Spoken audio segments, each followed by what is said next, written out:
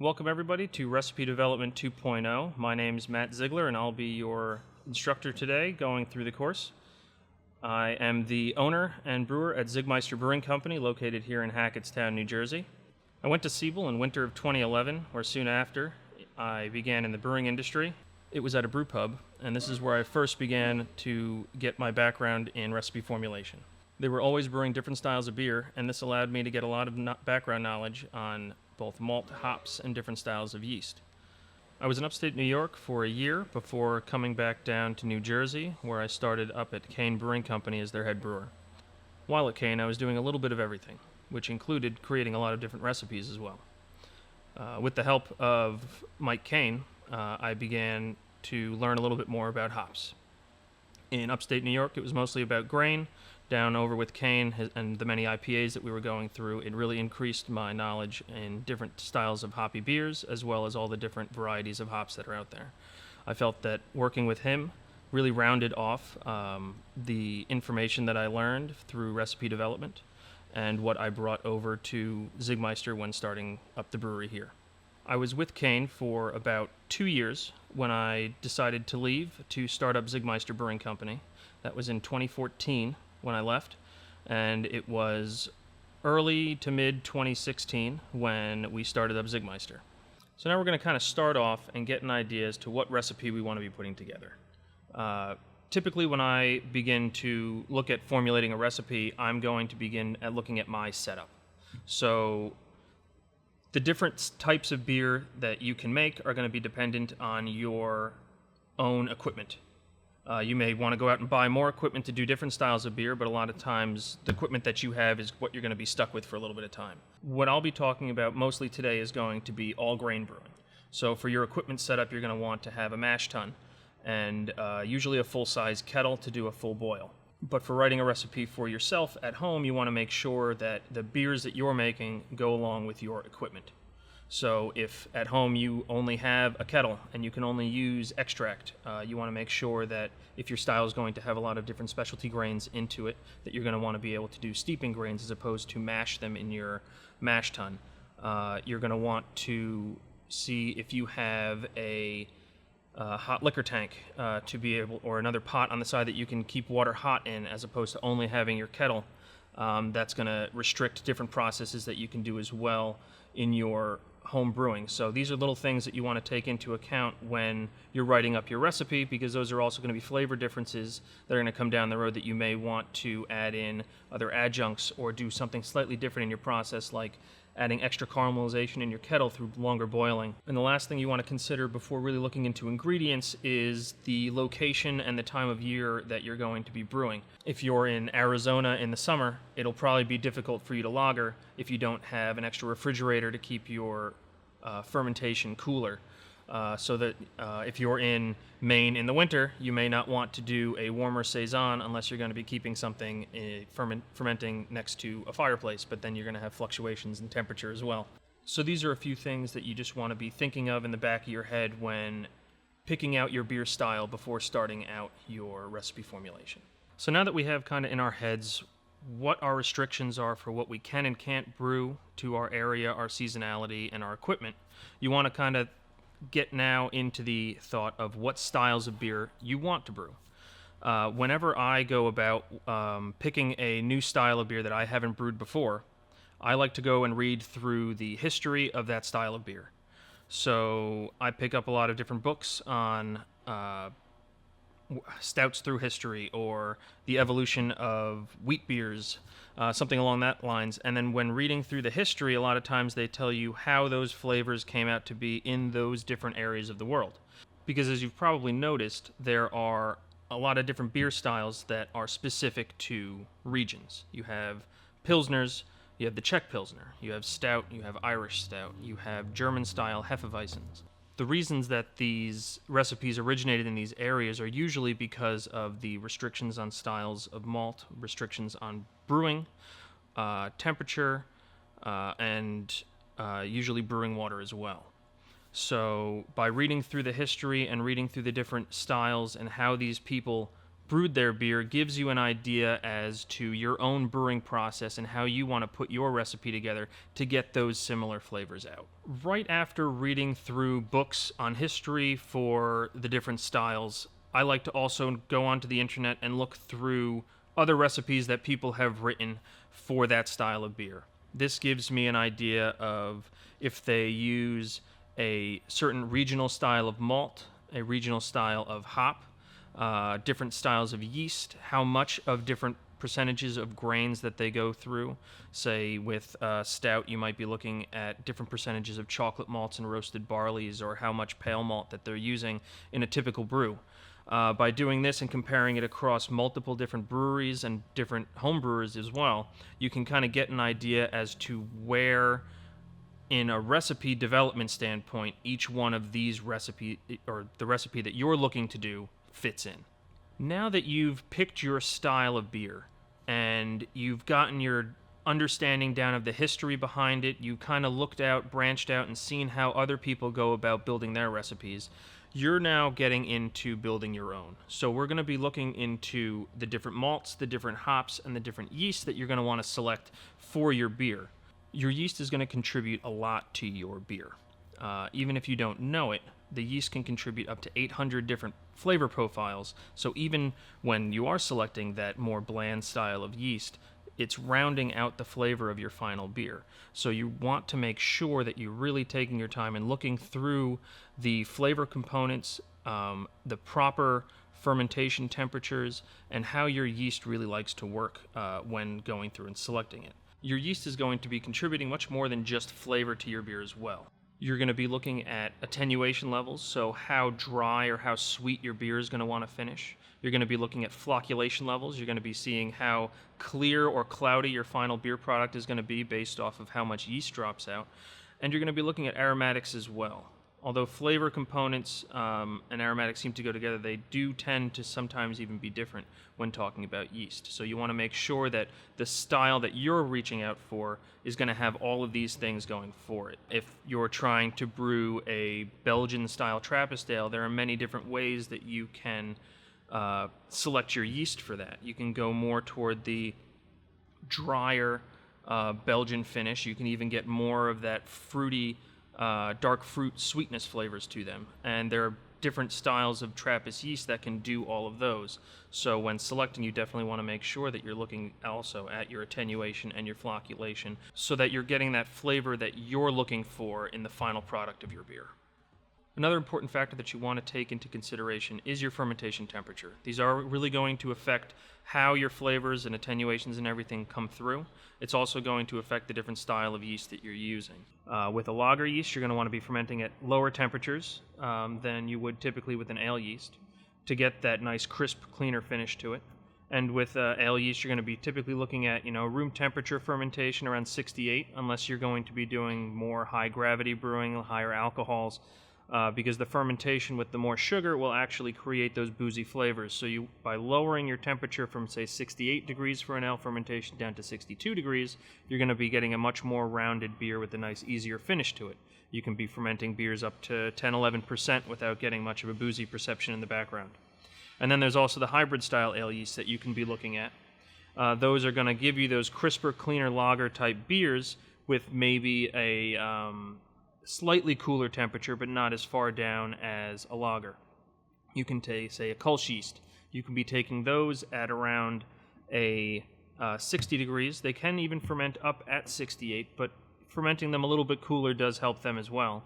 And you're going to be getting those clean, crisp, finished flavors in your beer and not have to do that lagering rest at the end. With your lagers, after fermentation has been finished, you're still going to go through and do a lagering on your beer at cool temperatures that is going to probably last 4 weeks. So by deciding to use a hybrid style yeast, you can get those lager type flavors you may be looking for at a little bit less total length of brew time.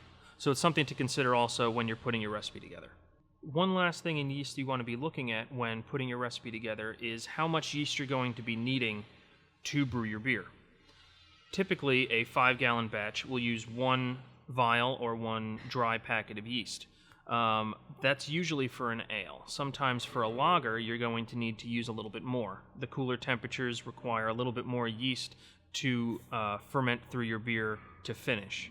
So it's another thing that you're going to want to consider. Also, for higher alcohol beers, you're going to want to add a little bit more yeast too. So checking your yeast pitch rates by the specific gravity that your wort finishes at is going to be important in recipe formulation. So now on to talking about malts for building out the backbone of what's going to be your beer.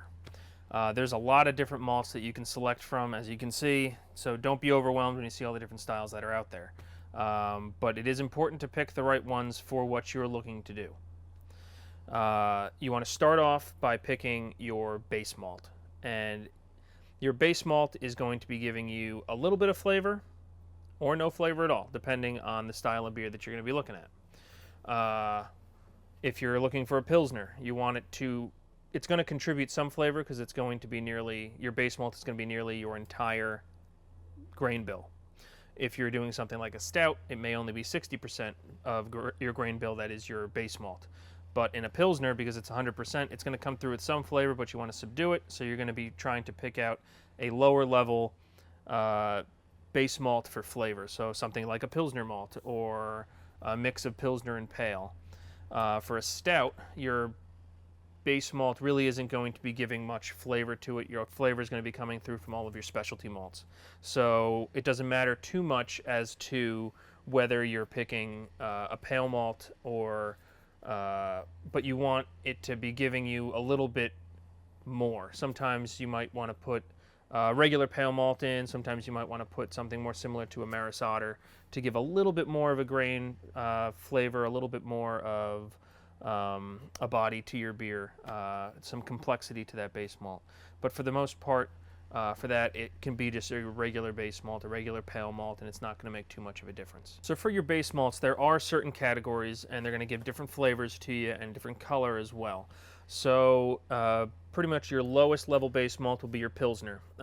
It's going to give you very little color, very little flavor, maybe a little bit of grainy flavor, but not much. Then you have your pale malt, and your pale malt can be broken up into a few different categories, but basically your pale malt is going to be your base 2-row. It's going to give a little bit of a grainy flavor. It's going to be a little bit.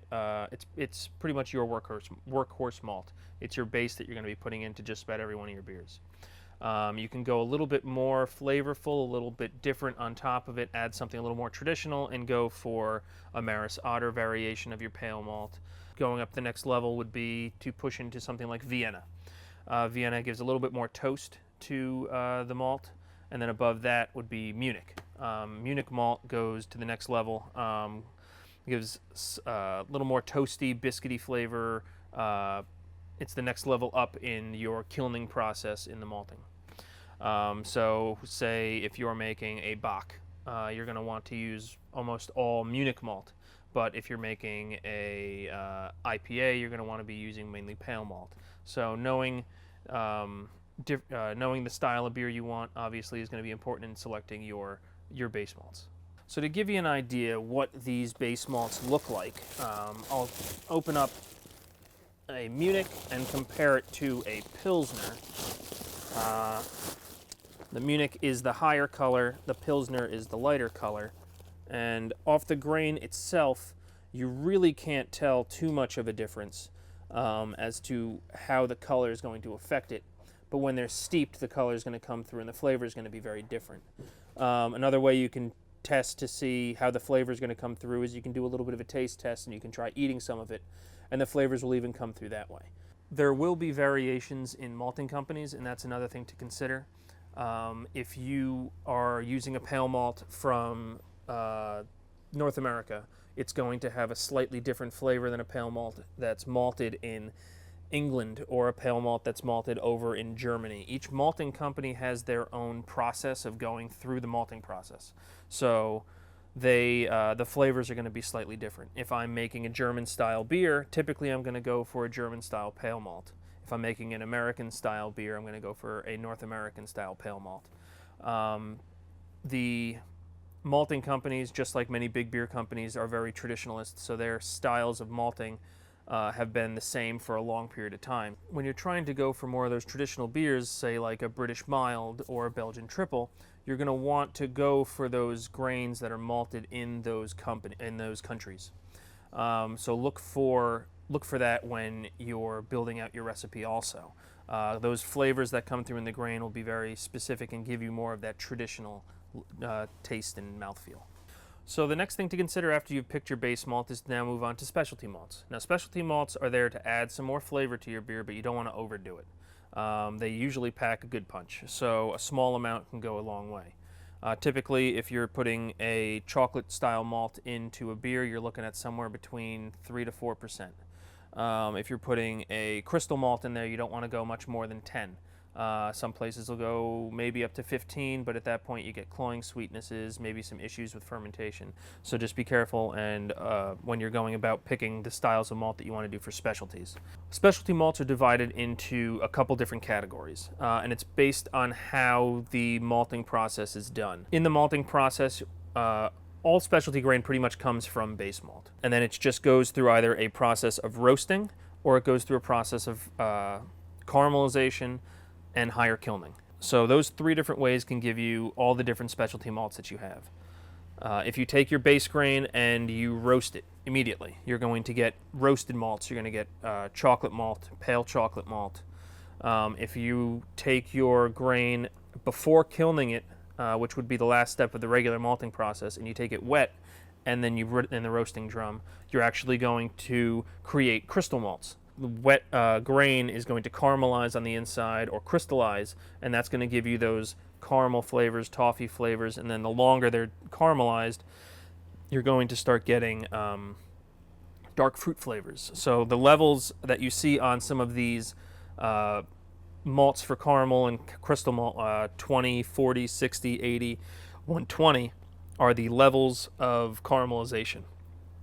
They're based off their Lovibond, their color that they're going to give your beer. The lighter numbers, the lower numbers are going to give you that lighter caramel, and as it moves up, you're going to get into that caramel toffee, say around 45 to 60, and then going up 80s on up, you're going to start getting more dark fruit with 120, even 150, or the Special B variety, giving you a lot of that dark fruit flavor. If you were to take your regular kiln malt and kiln it a little bit further, a lot of times you're going to get different styles of base malt, like your Munich malt would be a little bit further kilned.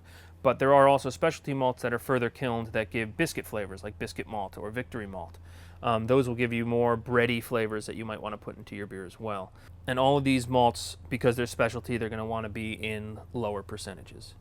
So an example of some of these specialty grains I have down over here, I have pale chocolate malt and Crystal 45.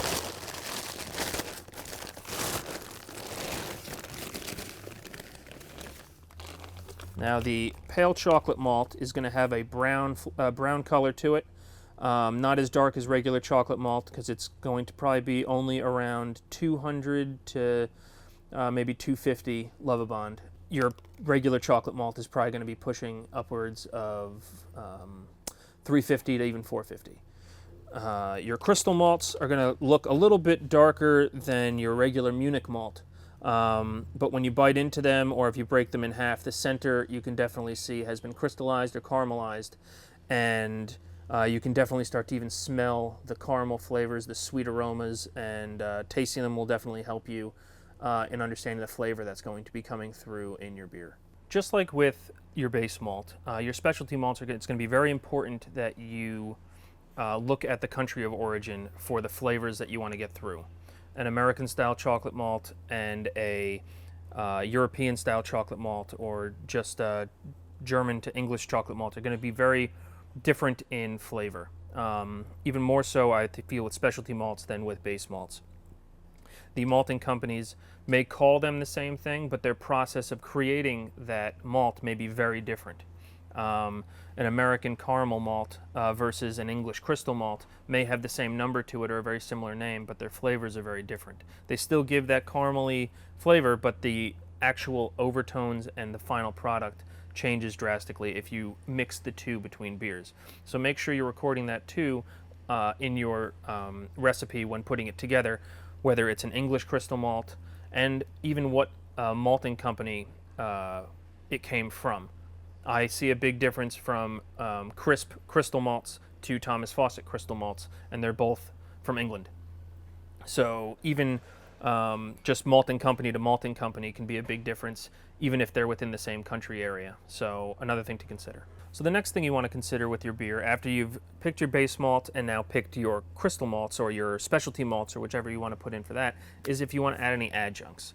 Now your adjuncts are going to be a little bit different. They're usually something other than barley or wheat. So it might be a type of rye, or it may be an oat or corn or rice. Many traditional styles will use adjuncts in it. Say a cream ale uses some corn, or a traditional American Pilsner may have some rice into it. But if you're making yourself an oatmeal brown ale, you want to add oats to it. That would technically be an adjunct. Right here I have some oats. These are flaked. You can see they're already kind of broken up for you. So it's what any flaked adjunct that you use doesn't need to be remilled. So if you're doing milling yourself for your all grain batch, this is one ingredient that you don't have to put through. The purpose of adjuncts can be to increase body, decrease body, add extra flavor to something, to completely change a beer than what would normally be in it. So if you were to say add rice to a beer because it's mostly sugar that you're going to be adding to it, it's actually going to drop the body down. Whereas using something like oats, where it has a little higher amounts of protein and everything, that will actually increase the body of your beer. So these adjuncts have different purposes, and you want to make sure that when looking at them, you know what the purpose of that adjunct being used in beer is when adding it in. It gives you another way to be able to increase and decrease bodies of your beer without having to change your mash profile. You can still create a sweeter beer with a higher mash temperature and lower your body by using rice or corn, and kind of, put it through that way to create that light body but sweeter beer, as opposed to having to drop down the temperature to lighten the body that way, which would also dry your beer out. So adding adjuncts and your specialty grains really allows you to play around more and create the many different beer styles that are out there. Another type of adjunct that you can use is just sugar by itself. Sugar by itself will increase your alcohol percentage and lighten your beer, but you can also add different types of sugar to add other flavors to it. You can do brown sugar, which adds some molasses flavor into it. You can add honey, which will add another level of sweetness. You can even add unfermentable sugars to change the flavor altogether, and even add a little bit of body, like lactose, making a milk stout. The additions of these sugars will normally increase your alcohol percentage and lighten out your body a little bit, because there's nothing else other than fermentable sugars in them. So make sure you take that into account also when looking at percentages that you want to add into your beer. With lactose, you will increase your body a little bit. It is non-fermentable, so it will stick around. With lactose, the typical percentage that you want to be using to get a flavor coming out of it, or a sweetness, will probably be around the 7% range on up. So that's a good starting point if you're looking at adding lactose to a beer. So now we're going to move into a little bit of hop selection for the different recipes that you're putting together. There are a couple different types of hops that you can be looking at, and there are many different flavors that you're going to be looking at for putting your recipe together. You want a bittering hop, and typically a flavoring and aroma hop. There are a couple other areas you can add hops into depending on the style of beer that you're making. Like an IPA will also have some dry hopping additions, and potentially even a good amount of hop bursting later in the whirlpool. But for, say, something like a stout, you're pretty much only going to be looking at a bittering hop. Depending on the type of beer that you're making, you're going to want to be looking at the numbers and specifications and descriptions of your hop. To my side over here, I have a few different types. Right now at the top, I've got Columbus, Triple Pearl, and Galaxy hops. All of these have different flavor contributions, and they're going to be used at different points during a brew.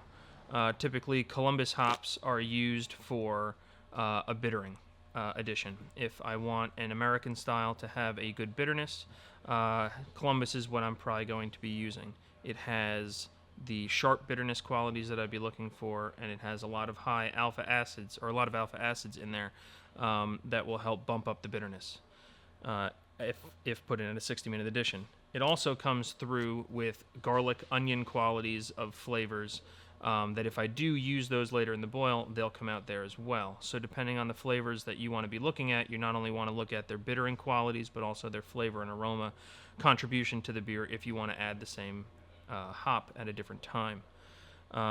When you're looking for putting these hops into your beer, your bitterness is pretty much going to be right about your 60-minute for a 60-minute boil, and your flavoring is going to be starting right about 20 to 30 minutes left of your brew, and toward the end of your kettle time, right about 5 minutes or so into Whirlpool edition, is when you're going to be selecting for aromas. When selecting for a bitter hop, you want to be looking at a couple different things. One is going to be how high of an alpha acid your hop is contributing. For Columbus, you have around 17% for this batch that I have right here. The nice thing about having a high alpha acid percentage is that you can use less to get the same bitterness that you want in your beer. Another thing you want to be looking at is your cohumulone levels for your hops. These levels for specifically on your bittering are going to tell you whether you're going to have a sharp bitterness or a more rounded bitterness. Columbus has a higher cohumulone level, so it's going to come through with a sharper bitterness. Another hop that I use a good amount in my bittering is Magnum, German Magnum. It also has a high alpha percentage, right around 14%, but its cohumulone levels are a little bit lower.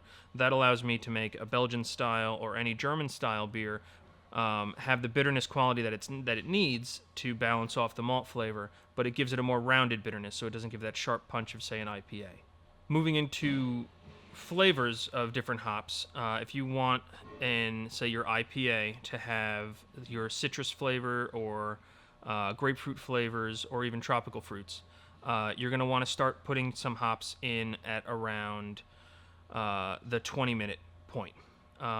These are going to contribute a little bit of bitterness because you're still boiling some and isomerizing those alpha acids to give you that bitterness, but it's not going to be anywhere near as much as if you were doing a 60-minute. The time in the boil will allow for the flavor compounds to be extracted from the hops, but it will have boiled off a good amount of your aromatics by doing the 20-minute. If you're looking now more for your aromatics, you're going to be adding at that last point, that 5-minute, that Whirlpool edition, because the aromatics are coming out in oils, and these oils are volatile compounds. So by boiling them longer, you're going to be losing a lot of this aroma. So you want to be adding those in late. They're going to be usually in larger amounts to really push out that aroma flavor or that aroma that you're looking for. In addition to adding hops at the end of your boil, you can also add them into your Whirlpool to extract aromas into your beer that way. It will not contribute bitterness because you're not boiling anymore, and it will be pulling out a lot of flavors. It's another point that people like to add hops to. After fermentation has been finished, people are known to put hops into the fermenter, and that would be called dry hopping. This is big in IPA style, something that people believe that any later additions in kettles, sometimes the CO2 will blow away a lot of your aromas during fermentation. So they want to add more aroma to the end of the beer as a dry hop. And you'll just take your hops and add them to your fermenter after fermentation has finished. A new concept that's been going around as well in adding hops is to add hops during the ferment.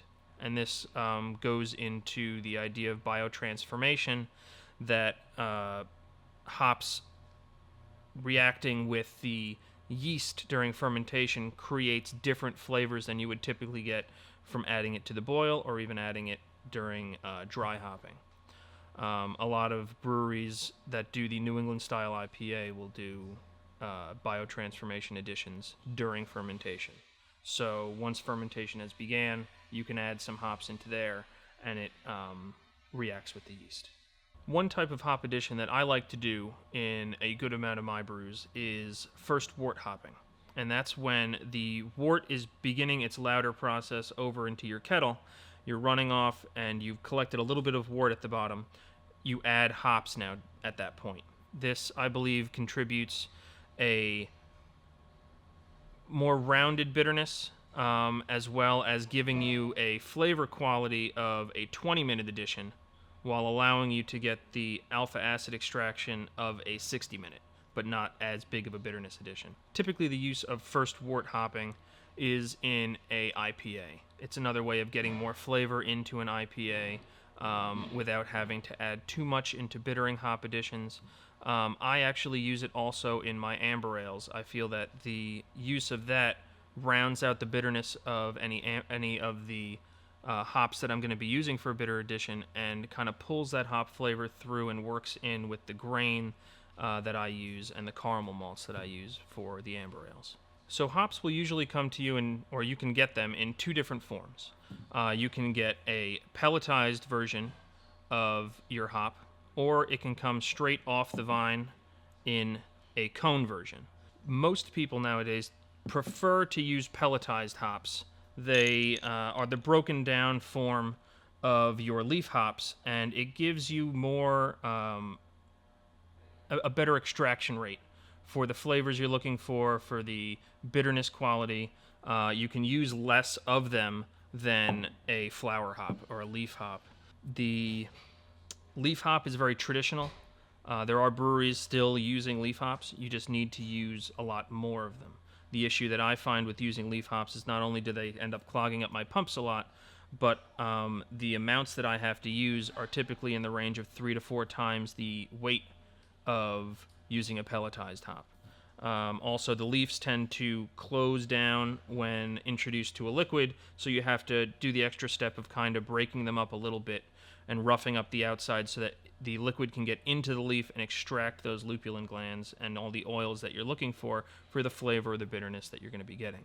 There are many different styles of hops out there now, coming from all over the world, and these flavors that they contribute can go from anywhere from that onion garlicky flavor I was telling you in Columbus, to grapefruit, to tropical fruit, to some spicy notes. And a lot of times it's dependent not only on the genetics in the growth of the hop, but also the area that they're grown. Majority of the hops that I use in here are from the Pacific Northwest, but I also get a good amount of hops from Germany as well, and from Europe. The contribution of flavors that you can get from many of the hops grown in the U.S. are more fruity, floral, grapefruity, citrusy flavors. The European hops tend to do a little bit more of an earthy, spicy aroma and flavor to it. A lot of their hops are also a little lower in cohumulone, give you a little bit more of a rounded bitterness. They tend to be slightly lower in alpha acids and are mostly added, at least for me here, in flavoring and aroma addition for a lighter German-style beer. Types of hops that have been getting really popular lately are hops grown in Australia and New Zealand. They tend to come through with really interesting tropical fruit aromas, pineapple, mango, passion fruit. They're a little bit harder to get, but if you do get a chance to use them in any IPA, I would definitely recommend it. The flavors coming through are very different from any other hop that's out there. The differences between hops sometimes can also be based on, like I said, the location that they're grown. There are a few styles of hops that are the exact same hop, grown over in Europe, grown over in the US, grown over in Australia, and the flavor contributions between them change drastically. The grown over in Europe, you're going to get that spiciness to it, a little bit of that earthy tone. Moving over to the U.S., it tends to be a little bit more neutral with some citrusy notes, and when grown over in Australia, it pulls out like a tangerine flavor. So the soil, the chemistry of the soil that these hops are growing in is really impacting the flavors that come through as well. So if you're going through and picking out a style of hop for yourself, make sure you're looking at the flavor and aroma notes and not just the name, because sometimes you'll see a German version of one and then a US version of one, and the notes that come through for the flavors can be a little bit different, so it's something you're going to want to look into. So some styles of beers that you're going to be making are going to require some spice additions. Say if you're making a Belgian wit, typically your coriander and orange peel, something like here, is going to be used in the brew. Typically, these are going to be put into the boil, or toward the end of your boil, say at your last 15 minutes or so. You're going to break these up, specifically the coriander seeds, the orange peel already dried off for you, can easily just go into a hop bag and be added in. And they'll steep for a little bit of time, and to extract that flavor out for you. Other types of spices can be added directly to the fermenter, or even fruit additions can be added directly to the fermenter, or even add secondary after fermentation is finished. Other beers that don't necessarily require spices can get a little bit of a kick to them by adding some sort of spices to it. If you're making an oatmeal stout, say add a little chocolate to it, or add a little some dried pepper. I tend to do that with my stout that I have here.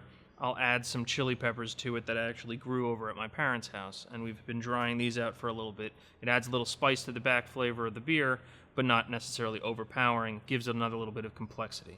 There are plenty of spices out there that you can use, cloves, cinnamon, you name it, grains of paradise to have a little bit of pepper flavor, to kick it into, say, a Christmas-style beer, something along those lines. The rates are going to be different depending on this type of spice you're using, so don't think that right across, I can use a teaspoon of this and a teaspoon of that. Sometimes it's a tablespoon that you're going to need to use. Sometimes it's half a teaspoon. Sometimes you need to add it to something else to try to extract the flavor first before putting it in. Doing a quick search on the internet, you'll be able to find the times and the amounts that you're going to want to put these spices in to make it perfect for your recipe. Okay, so we know what type of beer that we're going for, but now you want to kind of put together how dry or how sweet you want your beer to finish with, what body you want your beer to have, how complex the flavors to come, you want them to come through. A lot of this is going to all be incorporated with your mash schedule and the temperatures that you're going to want to rest at when mashing. These temperature sets are going to activate different enzymes in the grain and allow for the breakdowns of either proteins or different sugars from the malt to break down for your yeast to be able to ferment or not ferment. Typically for a single infusion mash, which is just going to be one temperature rest that we're looking for, you're going to want to somewhere be around 148 to 156. That'll give you 148, a little bit of a drier beer, or around 156, a little bit of a sweeter beer on the finish. So if I'm making a Pilsner, or if I'm doing my Kolsch or Saison, I probably want to have a drier finish to my beer. I'm going to be wanting to do that mash rest at 148. If I want to, say, do a porter or a stout, I'm probably going to want a little bit of a sweeter beer in the finish. So I'm going to want to go around the 156 range, maybe 154. Another thing as well with your temperature selection is you want to be looking at how much water you're going to have in your mash as well. So when selecting, say, your 156 degree for your stout, do you want it to be at a 1 quart to pound ratio, which is going to be a little bit of a thicker mash, or do you want it to be a little bit bigger, thinner of a mash at, say, 1.5 to near 2? The difference in your thicks and thin mash at that point are going to also come through with some malty flavors. I tend to see that if I mash a little bit thicker at a high temperature, I'm pulling out a little bit more caramel notes, a little bit more of those specialty grains than if I went for a thinner mash. I think it also affects in the sparging amounts that you're going to be doing later when you're running the water through your grains or when you're running out over to your kettle. The more water you tend to run through, the more grainy husk flavor you're going to extract. So by doing a thinner mash, you might also mute some of those background base grain flavors. So if you're going for a nice crisp, clean Pilsner, you might want to go with that low temperature at a little bit thicker or thinner of a mash, so that way you're not sparging as much and you get a little bit of a cleaner beer finish. If you want to be a little more adventurous, you can also go toward multiple step mashings. Multiple step mashings allow for the activations of different enzymes than, say, your single step mash. Your single step mash will more than likely just be activating your alpha amylase. Multi-step mashing, you can have it so it activates both beta and alpha amylase. You can even do protein rests to break down a little bit more protein, or phytase or beta-glucanase rest. These different rests are going to activate, like I said, different enzymes break down different things. Your phytase rest can give you a little bit more of an acidic beer. If you need to add, instead of adding acid to your beer to, say, drop the mash pH, you can do a phytase rest. If you want to break down your grain a little bit further, you can always do a beta-glucanase rest to break down the inner beta-glucans that are holding those sugars back. For the most part, your grains are going to be highly modified enough that you don't need to be doing these other rests, but if you're trying to go for the more traditional style and doing multiple step mashes, you can always put those through. Just be wary that if you're using highly modified malts like you're typically getting and you do a protease rest or a protein rest, you can potentially break down some helpful proteins. So many times when you're doing your protein rest, you're doing it for creating a little bit bigger of a body for yourself or a head retention. Sometimes by doing that protein rest, you can actually break those proteins down even further and then ruin the head on your beer. So when picking your mash schedules, make sure that you're hitting the types that you want and looking at all the positives and negatives of these temperature rests going forward. If you're going to be doing a multiple step mash, make sure you're also paying attention to your water levels.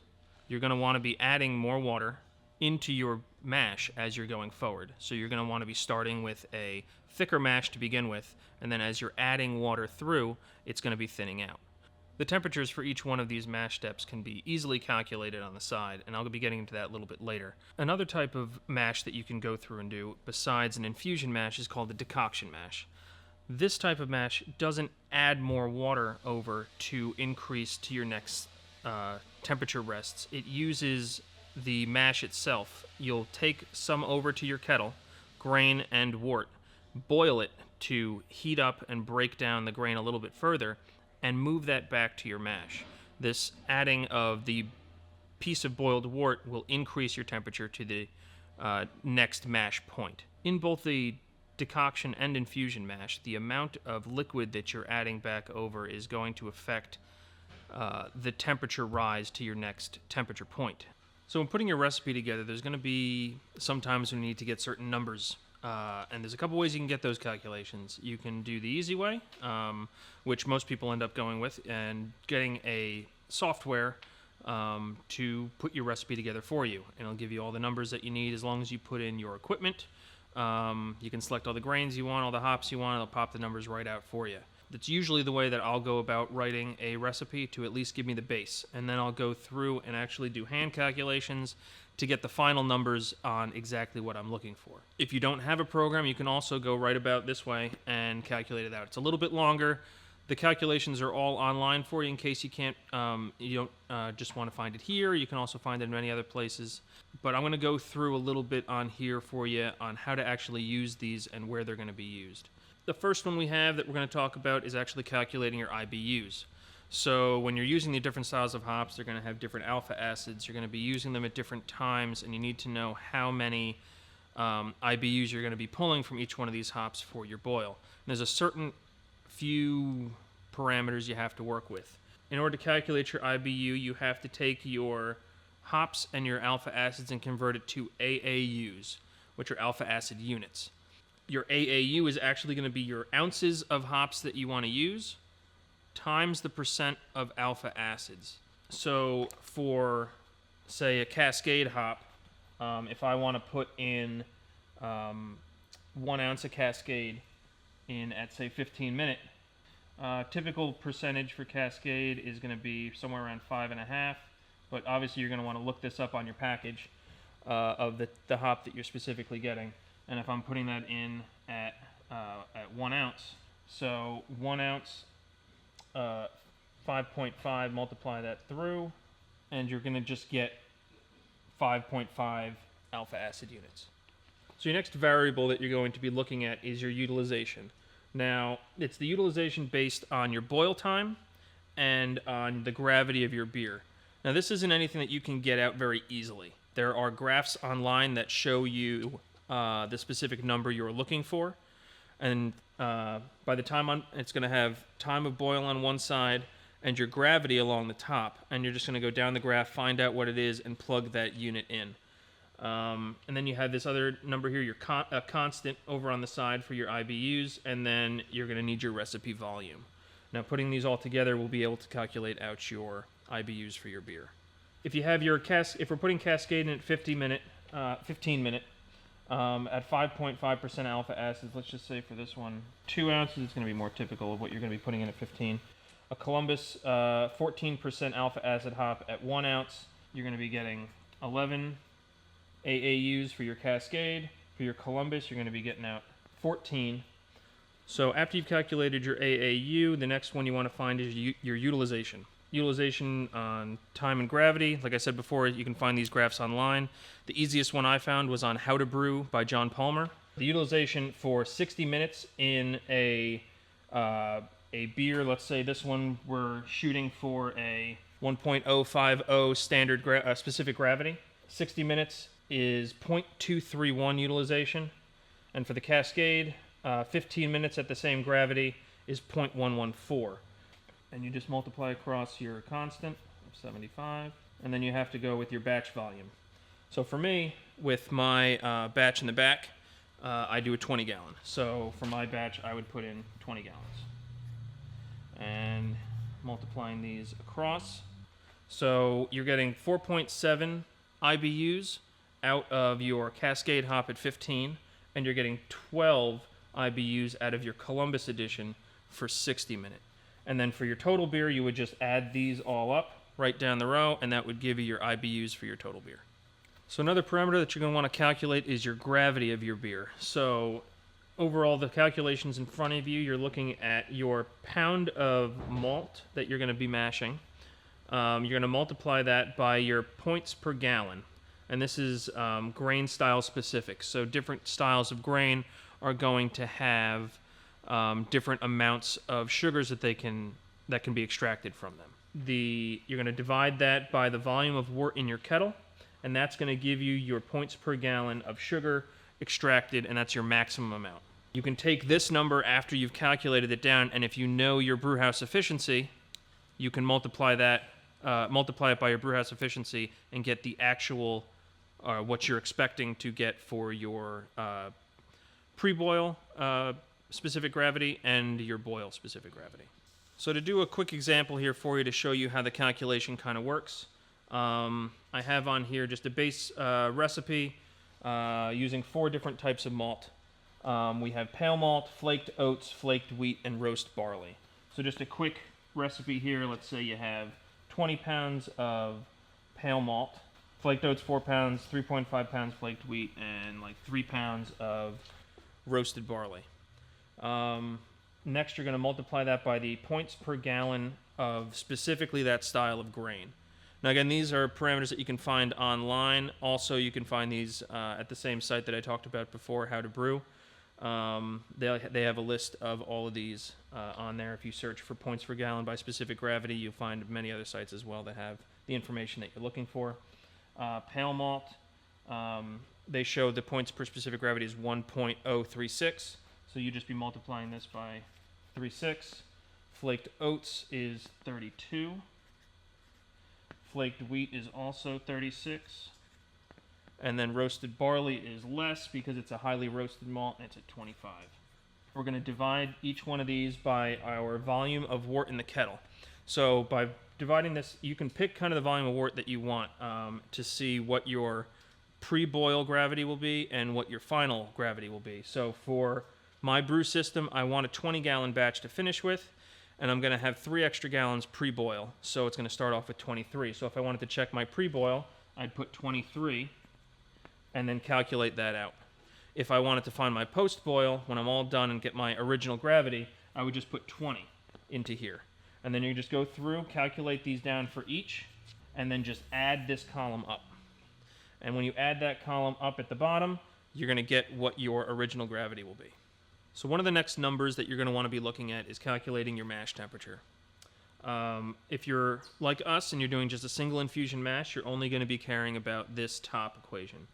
For the bottom equation, this would be more for a step mash. If you're going to be doing multiple steps, you're going to start with the first one and then from then on use the bottom. So T water here is your target water temperature. That is going to be the temperature of the water you're actually adding to your mash. That's what we're going to be looking at calculating right now. Your 0.2 over here is a thermodynamic constant.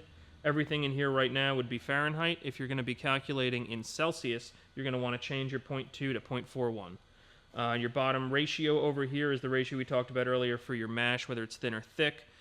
Thicker mash being 1 quart to 1 pound. If we were to use that, the bottom ratio would be 1. Then you're going to multiply that by your target mash temperature and subtract your target mash temperature by your grain temp. if your target mash temperature was 152, you'd be putting 152 here at T2, and you'd be subtracting your grain temperature, which if your grain sat in your house overnight, it's pretty much going to be your ambient room temperature. So right now, you could probably say like 70 degrees or something like that. And then you're going to add that after that's all calculated through, again, by your target mash temperature. So as just an example on here, if you have your 0.2 dividing by a ratio of 1, and then you're multiplying through your target mash temp minus your grain temperature currently, we'll say 152 minus 70, and then adding afterwards your 152 again, you're going to end up getting about 168.4 as your water temperature that you're going to want to mash with. And your ratio will tell you how much quarts of water you're going to be adding in at 168.4 degrees to hit 152. If you're doing multiple steps on here, you're going to go down to the bottom equation. Your V water is the volume of infusion water that you're going to be adding to your mash now to bring up to the next temperature. TR1 is your target rest temperature, so your next rest temperature you're looking for is what you're going to type in over there. Current mash temperature is what you're going to be subtracting from it. You're going to be multiplying through, again, your 0.2 constant. Your WG here is the weight of your grain, and your volume of mash water is also going to be added over there. Divide this by the temperature of your infusion water minus your target rest temperature. If we wanted to go already using these numbers that we did up over here, now adding on to this one to say go from a 152 to a 168 temperature, we would add our target rest temperature of 168. We would subtract our current temperature of 152, multiply through 0.2 times the weight of our grain. Now the weight of our grain from the previous one that we talked about for creating your gravity was 30.5, and the volume of the mash. So the volume of this mash is going to be also 30.5 because it's quarts per pound. So 1-to-1 quart per pound ratio is going to give us the same amount of pounds that we're putting in as quarts. And then you're going to divide that all over your temperature of infusion water. Typically when you're going to put infusion water in, it's going to be right near boiling. It's not going to be boiling as you're putting in, so a lot of times you can just estimate it being slightly less temperature, 208, 210, something like that. So we'll say 210 for here. And then you're subtracting from that your target rest temperature of 168. Now if you do this whole calculation through, you'll see that the volume of your infusion water is going to come out to be right about 13.94 quarts of your 210 degree water you're adding to your mash to bring it up to that 168. And 13.4 is right around 3.5 gallons that you'll be putting into a 20-gallon mash to bring it up to your next temperature. One of the last calculations you'll probably need to look at is calculating your ABV. So we had our original gravity that we calculated from earlier. What you're going to want to do is actually test it if you have a hydrometer handy, what your actual starting original gravity is, because that will also tell you, you can look at that number to see your brewhouse efficiency. But the original gravity will be what you're actually going to be measuring. And then you're going to subtract your final gravity from that. And your final gravity is going to be the number read off your hydrometer after fermentation is finished. If we started at 1.050, you're going to be subtracting your final gravity. Let's say that went down to 1.004. Subtract those out, multiply it by this number over here, 131.25, and you'll get out what your ABV is for your recipe. So one of the easier ways that I talked about for calculating out your recipes and formulating your recipes to find out all the numbers that you're looking for is to use a program like this. This one here is BeerSmith 2. Most of my beers, like I mentioned, I will put through here to see percentages, see a lot of different things, and then I'll go back for the first time and do the actual math out and to see the numbers that way. But the program makes it very easy for you to play around with a lot of different styles of malt and to put in hops, different amounts, other different styles of sugars, and have it all laid out in front of you. And it's a great way to keep all your recipes together also. So on the screen right here that I have is one of my base recipes for a pilot batch that I made, my maple bacon caramel Rauch beer. Here, majority of my base malt is smoked malt. It's got some pale malt in it, some Cara Munich, a little regular Munich, some melanoidin, maple syrup, and its only hop addition comes through from Hersbrucker. And it has alpha acid percentages built in. Once you kind of fit this to your own profile, it's very easy to just kind of plug stuff in. In the beginning, you might need to put together your system. Like on here, I have my forge system all set up. It knows that it's a 20-gallon system, typically around 88% efficiency. Pre-boil is 23 gallons. But once you have that set in and saved, all you have to do is click on that again, and you can start designing your own recipes. This one here, again, it shows my original gravity right at the bottom, and it lists out my bitterness, the color that my beer is going to look like. It even displays it up in the corner here for me, and also tells me what my ABV is. These numbers may not come out exact when you do your own calculations, or if you do the calculations that I showed you. There are a few different ways that you can go about doing it, but if you stay consistent to using one method of doing your calculations, you'll get a general idea for bitterness levels and all that sort of stuff. So keep your ways of calculating consistent however you want to do it. And I can run through on this one here real quick and show you how to put a recipe together. For BeerSmith, if you're using BeerSmith, you just click up in the corner, add recipe. You type in your whatever name you're looking for, select your equipment, and you have to let it know what type of beer you're doing, whether it's an extract or all grain. For me, it'd be all grain. Make sure all the other parameters are good again, and then just click on grain. You can go through and add whatever styles of grain you want. If I want pale malt, I can run through, just click pale, double click on it, pops pale malt up there for me.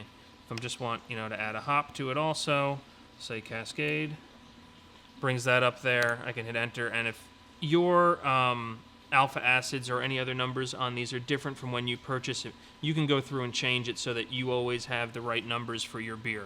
Say Cascade for you that picked up isn't 5.5, say it's 7. You can go through after double clicking on Cascade, click and change your alpha acid percentage on here to 7. And then now it's going to come through letting you know that bitterness. You can change over the amounts of your grain through by percentage. If I had multiple grains on here, I can go click through, I want 20% of this, 18% of that, 5% of this, and it will put out my poundage for me that way. And it will lock those percentages in there, so that way if I was to go down and change my gravity over, instead of just increasing on the side here, poundage, I can do that, add more pounds in. I can go down to original gravity on here. If I click that, I can enter in which gravity I'd like to put, say 14 Plato, or is what I'm looking for on here. It will say 14 Plato for my original gravity.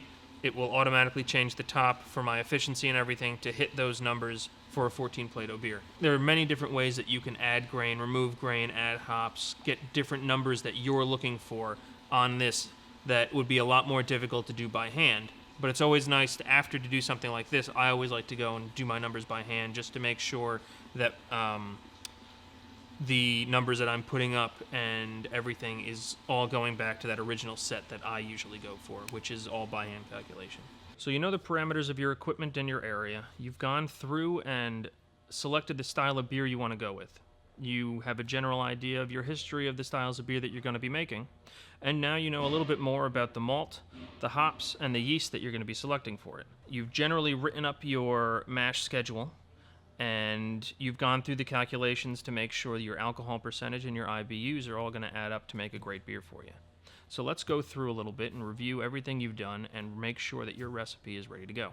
So to go through a little bit of recipe formulation with you now that we've gone through everything, I want to break it down into recipes that I've written to give you an idea of putting them actually together. I have in front of me here an amber ale, an IPA, and a stout, and they kind of, in my opinion, go through a good amount between specialty malts, whether it be roasty or caramely flavors, and then going into the hops as well and putting a whole profile together that way. So for an amber ale, the way I kind of go about putting these together in my head for recipe formulation is I have what style of base malt that I want to use. For my amber ale right now, it's a basic pale malt, and it's going to be a majority of the percentage of my grain. It's going to be giving me the alcohols, but it's going to have a little bit of specialty grains on the side. So for a single batch for myself, we're looking at probably around 85% of my grain bill is going to be pale malt. I want it to have a little bit more body, but not just through mashing, also with some specialty malts as well. So I add in a little bit of flaked wheat. And then to accentuate the body, I also mash a little bit higher at 154.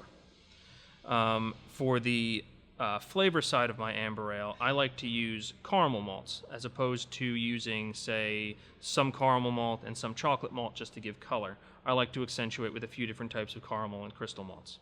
The types of malts that I tend to pick are more of the British origin because I feel those come out with a little bit more of that caramel toffee flavor as opposed to some of the American styles which are a little bit more heavy caramel forward. So for selecting on my amber ale, I've got pale malt as a large chunk, the 85%.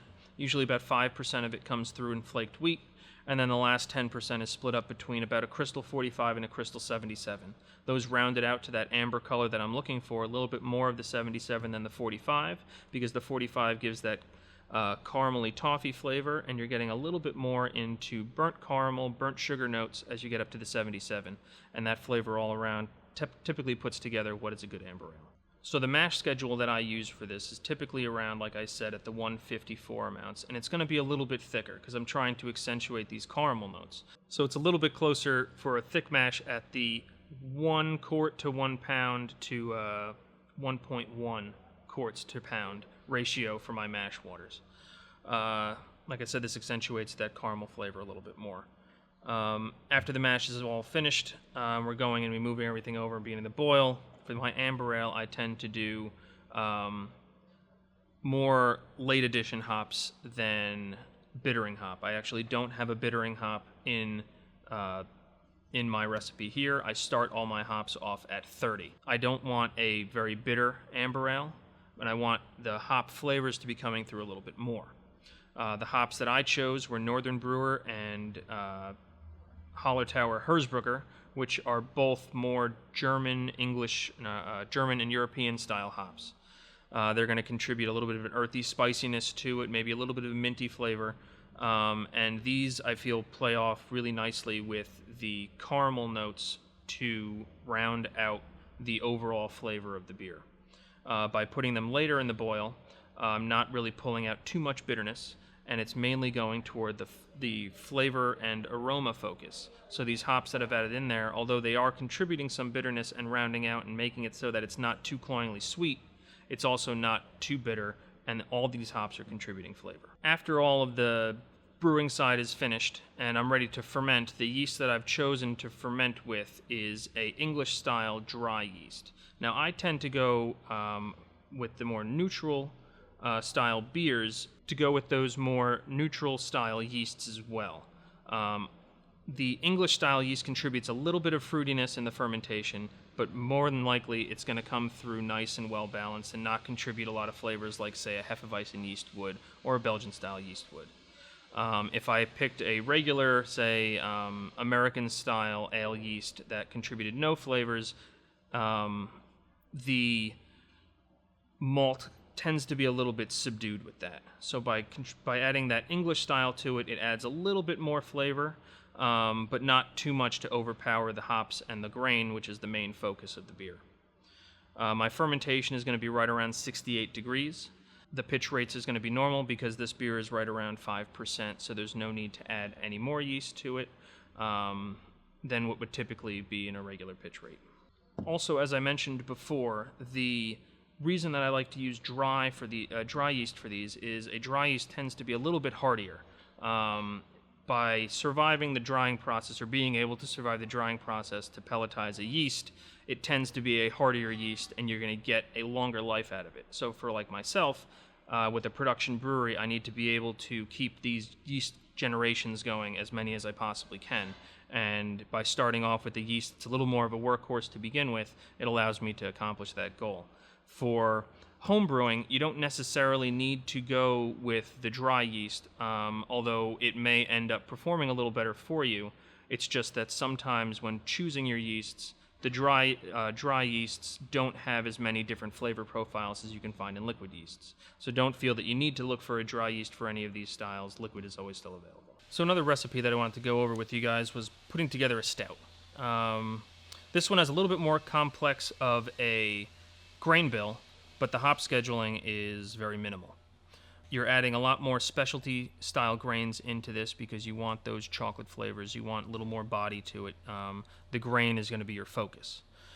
So when I'm sitting back and I'm thinking of a different stout recipe to put together, my main focus is, okay, this one is a oatmeal stout. So typically an oatmeal stout is going to have a bigger body to it. So already on my mash schedule, because I do just single infusion mashing over here, I'm going to want to pick a higher temperature. So my mash schedule is probably going to be sitting at 154.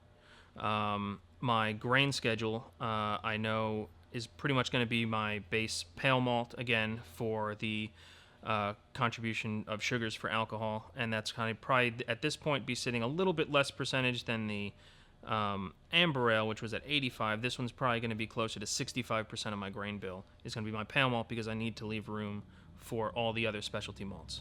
Have to have flaked oats in an oatmeal stout, so oatmeal is going to make up another large percentage of it, probably around 10 to 15%. And then the remainder of it's going to come through with chocolate malts and other roasted malts. I use pale chocolate and regular chocolate, as well as roasted barley, and even a pinch of crystal malt in there too. The chocolate and pale chocolate are all English-style malts. The pale chocolate contributes a little bit more of a chocolate flavor. The chocolate malt itself is more coffee and roasty, a little more burnt. And then the roasted barley contributes your main roast flavor to your stout. I tend to use Special B for my crystal malt, one of the higher end crystal malts of the spectrum. It's going to give a little bit more dark fruit flavor as opposed to your toffee and caramel flavors from the lighter crystal malts. This gives kind of a well-rounded balance to your roast flavor, as well as the crystal malts contributing a little bit of body too, with the oats contributing body, and then your 154 mash temperature contributing even more. So it's a little bit bigger of a beer in terms of mouthfeel. After your mash is finished in your boil for a stout, being an oatmeal stout, not an American style stout, you're pretty much just going to be looking at one bittering addition, not even flavor and aroma. So I just have one hit of Magnum at 60 minutes. It's just enough in there to balance off the malt flavor and malt character, so it's not cloyingly sweet, but not so much that it really contributes its own bitterness to it. Just enough to round out the recipe. The yeast I selected again was the Nottingham English style ale yeast. The fruit flavors that come through kind of round out those grains as well, giving it more of that English character, a little more warming of an ale. Alcohol-wise, this beer doesn't sit much higher than the amber ale as well, so it's going to be right around your 68-degree temperature fermentation point too. So the third recipe we're going to talk about is the IPA. And when you're thinking an IPA, mainly you want to be, or in the back of your head, you're probably saying, oh, it's all about the hops, which is true. You definitely want to make sure your hops are going to be working together with them. You're not going flavors all over the place and crossing too many over. It's just going to muddle up your beer. But you also want to pay attention to your malt backbone. The grains that you use and the amounts that you use, the styles that you use, are all going to contribute to how these hop flavors are kind of perceived. If your beer is too thin, if it's watery, it's just going to taste like hop water. If it's too thick, it's not going to be easy to drink, and you're probably only going to get through one of them. It's just going to be too cloying for you. So you still want to be able to, or still want to make sure that you're paying attention to your grain bill. For our IPA, it's very basic, mostly pale malt. I tend to throw in flaked wheat into a lot of the beers that I do because I like to give a little bit more body to it, but not overly heavy. So this one also has flaked wheat in it. between the pale malt and the flaked wheat, you're pretty much looking at just about everything that's going in. Probably 95% of your grain bill is those two, flaked wheat maybe being around 7%. And then the last two, I put a little bit of crystal malts in there to give a slight little bit of flavor, a little bit more of a malty backbone flavor you're looking for, of Crystal 45 and Crystal 15. The Crystal 45 and Crystal 15 kind of round off your malt bill and give your beer a nice finish. For a mash profile for your IPA, you don't want anything overly crazy. What we typically do is around 152 for a mash temperature single infusion. That will allow for enough of an extraction and breakdown of your sugars, not too much of a body, so it's not overly sweet, not overly dry, kind of right there in the middle. The main focus from here on out is the hops.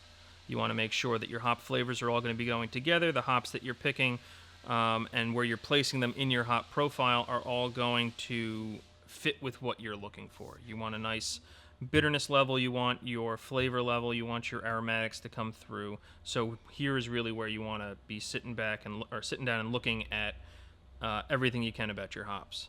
For us, we went with a first wort hop because I don't want too much to sit on the bitter end. I want that bitterness to come through, but not necessarily just sit with bitterness. So the first wort hop gives us that, like I said, that little bit of 20-minute flavoring addition with the bitterness of adding that 60, but kind of rounds it out as instead of giving it a sharp bitterness. So we do Cascade first wort hop, and then the next hop addition isn't actually until 15 minutes to the end of the boil.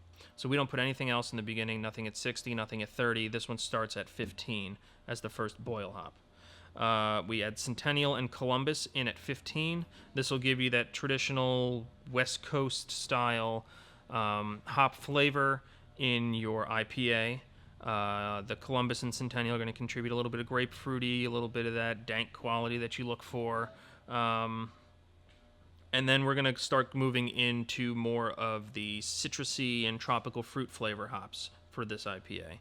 I add in at 5 and 0 minute additions. I'm adding in Amarillo, Eldorado, and Citra again. By adding these at this point, you're going to be extracting a little bit of flavor. You're going to be extracting a lot of aroma. You still have some heat in there, but you're not really going to be extracting bitterness.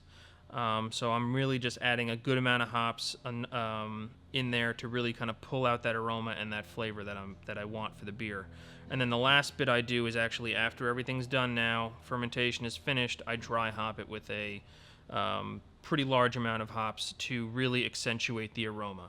This IPA is definitely going to be more towards your West Coast style IPA with the way the hops are all added in there, accentuating flavors and aroma, and also having an okay bitter profile, but not necessarily a bitter punch. For fermentation, again, it's the English-style ale yeast.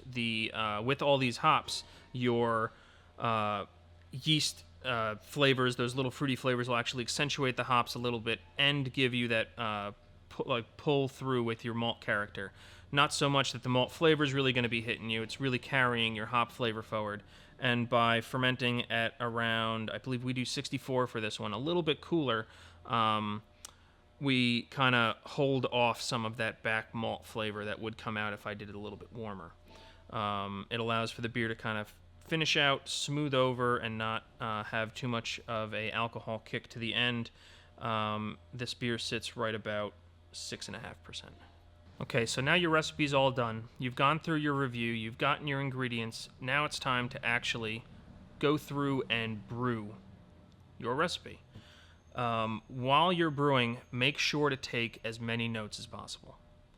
You may end up making a mistake on something, everybody does, but at the same time, if you write that note down and where that mistake came through, your beer may turn out even better than if you didn't make that mistake. But you want to make sure that you're writing these notes down so that the next time you go forward and make that mistake purposefully to make your beer a little bit better. After your beer is all done and you're tasting it now, you can go through, look at your notes, see if you want to change anything going forward. Another thing you could possibly do with your final product and your notes now is to compare it to another commercial beer that's out there.